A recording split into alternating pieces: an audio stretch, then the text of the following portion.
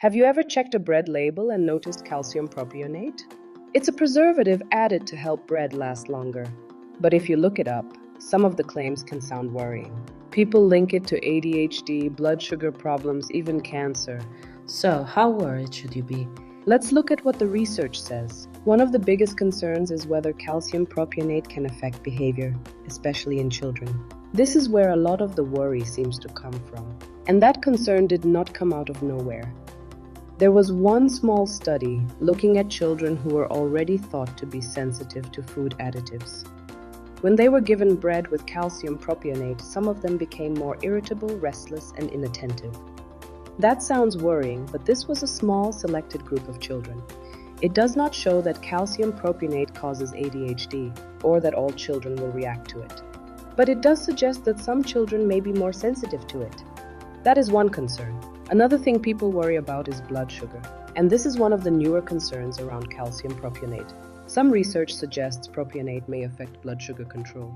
That does not mean calcium propionate causes diabetes, but it is one reason researchers are still looking at it more closely. One large French study found that higher calcium propionate intake was linked to a higher risk of type 2 diabetes. But this was an observational study, so it only shows a link.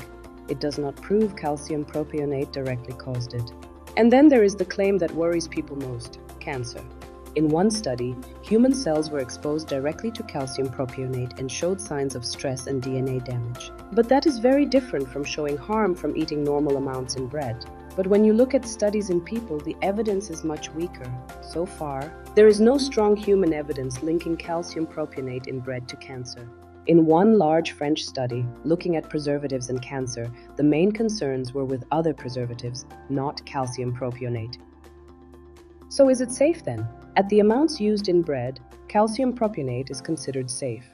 It is approved by food regulators, but that does not mean there is nothing left to question or study.